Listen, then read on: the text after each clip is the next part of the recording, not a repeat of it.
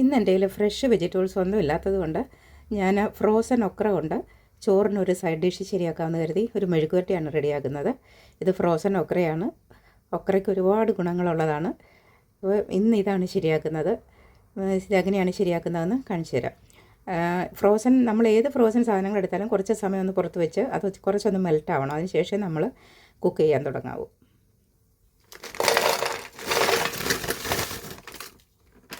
ഇത് കണ്ട ഇതിൽ ഈ ഐസൊക്കെ ആയിട്ട് ഇരിക്കുന്നുണ്ട്. കുറച്ച് സമയം ഇരിക്കുമ്പോഴേക്കും ഇതൊക്കെ നല്ല മെൽട്ടാവും. ഇപ്പോൾ ഓക്രയൊക്കെ നല്ല മെൽട്ടായി. അത് ഞാനൊന്ന് വാഷ് ചെയ്തു. ചെറിയ വലിപ്പമുള്ളതൊക്കെ ഞാൻ ഒന്ന് കട്ട് ചെയ്തെടുത്തു. ജസ്റ്റ് ഒന്ന് സ്ലൈസ് ചെയ്താൽ മതി. ചെറുതൊക്കെ ഞാൻ അതുപോലെ തന്നെ ഇട്ടു, തീരെ ചെറുതൊക്കെ. ഇത് ഓൾറെഡി ചെറുതായിരുന്നു, പക്ഷേ ഇത്തിരി വലിപ്പമുള്ളതൊക്കെ ഞാനൊന്ന് സ്ലൈസ് ചെയ്തെടുത്തു. ഇനി നമുക്കൊരു പാൻ അടുപ്പിൽ വെക്കാം.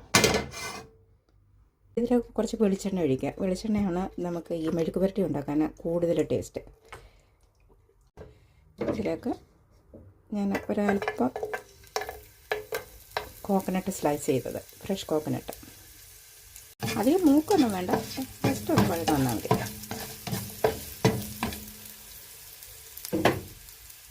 കാരണം ആദ്യം ഇതിൻ്റെ കൂടെ കിടക്കുമ്പോൾ തന്നെ ഇതെല്ലാം കൂടി ശരിയാകുമ്പോൾ അത് ഒരുവിധം ഇങ്ങനെ ഫ്രൈ ആയി വരും. അതിലേക്ക് ഞാൻ നമ്മുടെ ശരിയാക്കി വെച്ചിരുന്ന ഒക്ര ഇട്ട് കൊടുത്തു.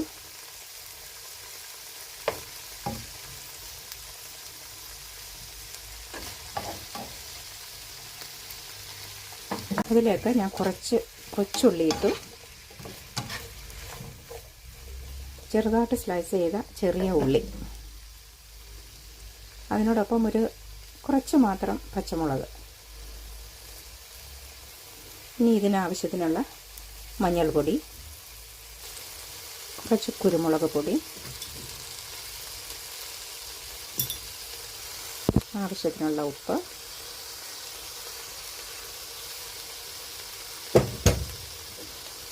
ഇതെല്ലാം ചേർത്തിട്ട് നന്നായിട്ട് ഇളക്കാം.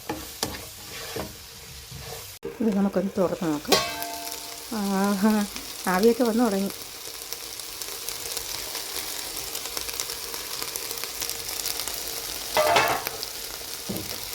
നമുക്കൊന്ന് ഇളക്കിയിട്ട് കൊടുക്കാം.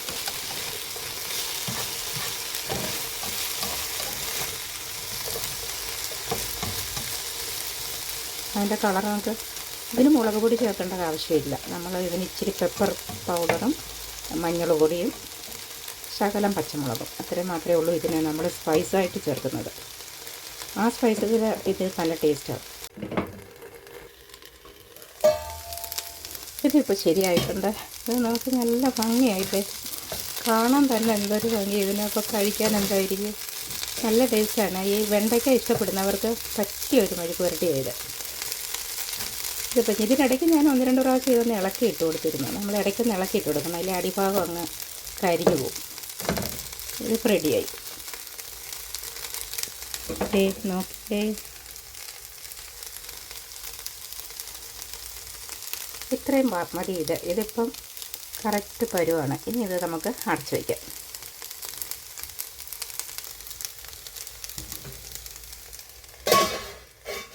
ഇനി ഫ്ലെയിം ഓഫ് ചെയ്യാം. കുറച്ച് സമയം അവിടെ ഇരിക്കട്ടെ അത്. ഇനി അതോടൊപ്പം ഞാൻ ശരിയാക്കുന്നത് ഒരു അയലക്കറിയാണ്, അയലമീൻ കറി. ഇത് ഞാൻ മാർക്കറ്റിൽ നിന്ന് മേടിച്ചതല്ല, മാളിൽ നിന്ന് മേടിച്ചതാണ്. അതുകൊണ്ട് തന്നെ ഞാൻ കുറച്ച് ഉപ്പും മഞ്ഞളും ഒക്കെ ഇട്ട് നന്നായിട്ട് വൃത്തിയാക്കി എടുത്തിട്ടുള്ളത്. ഇനി അയലക്കറി വയ്ക്കാനായിട്ട് ഞാൻ കുറച്ച് ഫ്രഷ് കോക്കനട്ട് എടുത്തിട്ടുണ്ട്. നമ്മുടെ മീനിൻ്റെ അളവിനനുസരിച്ചിട്ടുള്ളത് നമുക്കെടുക്കാം. എന്നിട്ട് അതിലേക്ക് കുറച്ച് കുരുമുളക്, അയലക്കറിക്ക് കുറച്ച് കുരുമുളക് കൂടി നിൽക്കുന്നത് നല്ലതാണ്. ഒരു അല്പം മഞ്ഞൾ, മുളക് പൊടി അധികം വേണ്ട, എങ്കിലും 1 സ്പൂണ് വേണ്ടി വരും. ഞാൻ ചെറിയ സ്പൂണായിട്ട് കൊണ്ടാണ് അങ്ങനെ ഇട്ടത്. പിന്നെ അതിലേക്ക് ചെറിയൊരു പീസ് ഇഞ്ചി, കുറച്ച് ചെറിയ ഉള്ളി, അല്പം കറിവേപ്പില.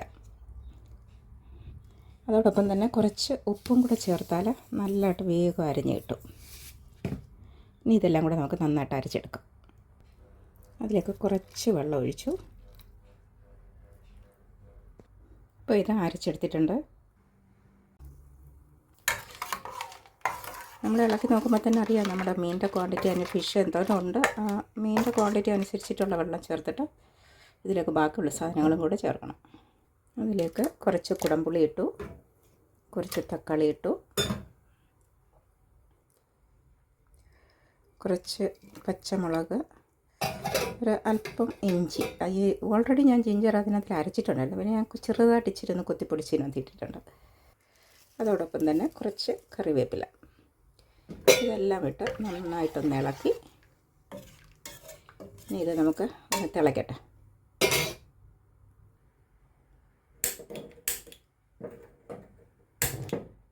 ഫ്ലെയിം ഓൺ ചെയ്തു. നന്നായി തിളയ്ക്കണം. അതിനുശേഷം നമുക്ക് മീനിട്ട് കൊടുത്താൽ മതി.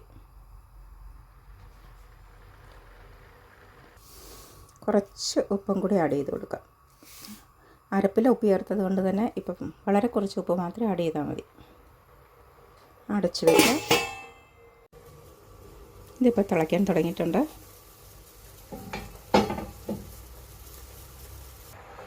ഒന്ന് ഇളക്കി കൊടുക്കാം. ഇനി ഇതിലേക്ക് നമുക്ക് മീൻ കഷ്ണങ്ങൾ പെറുക്കിയിടാം.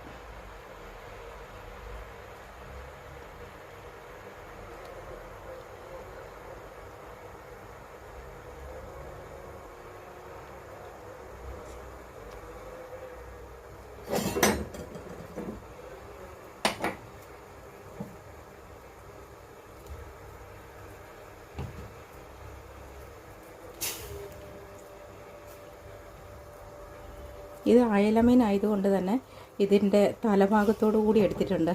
ഇത് ശരിക്കും അയല മീനിൻ്റെ കഷ്ണങ്ങളെക്കാളും ടേസ്റ്റ് ഉള്ളത് അയല മീനിൻ്റെ തലഭാഗത്തിനാണ്.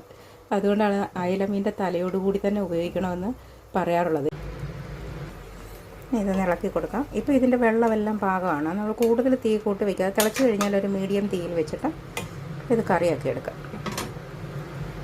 നമ്മൾ ലിഡ് വെച്ച് അടയ്ക്കുമ്പോൾ ഒരല്പ ഭാഗം ഇങ്ങനെ തുറന്ന് വെച്ചിട്ടിരിക്കണം. അപ്പോൾ ഈ ആവി ഇങ്ങനെ വന്നിട്ട് ഇതിൻ്റെ ഗ്രേവി എല്ലാം അതിൻ്റെ ലിഡിൽ ഇങ്ങനെ പറ്റി പിടിക്കാതിരിക്കാനും കുറച്ചിങ്ങനെ അതിൻ്റെ സ്റ്റീം പുറത്തേക്ക് പോകുമ്പോൾ കറിക്കൊരു കൂടുതൽ വെള്ളം ഇറങ്ങാതിരിക്കാനൊക്കെ നല്ലതാണെന്ന് പറഞ്ഞു കേട്ടിട്ടുണ്ട്.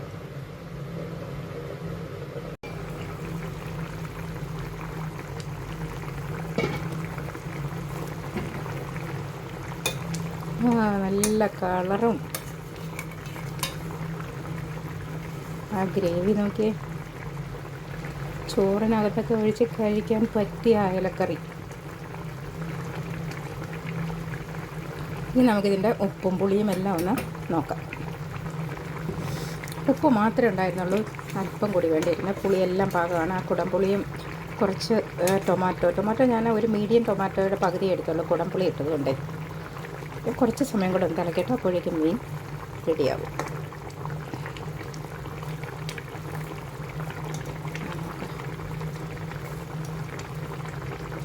നാടൻ മീൻകറിയൊക്കെ ഇഷ്ടമുള്ളവർക്ക് പറ്റിയ സാധനമാണ്.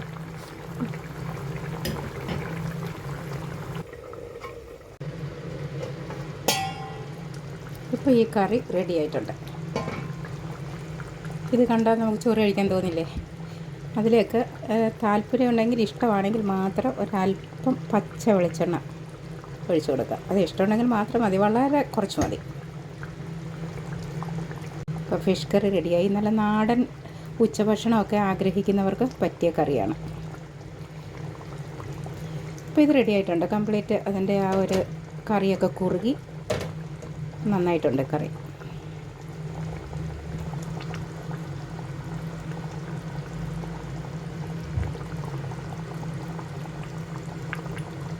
ഇനി നമുക്ക് ഫ്ലെയിം ഓഫ് ചെയ്തിട്ട് കുറച്ച് സമയം ഇവിടെ അടച്ചു വെച്ചിരിക്കാം.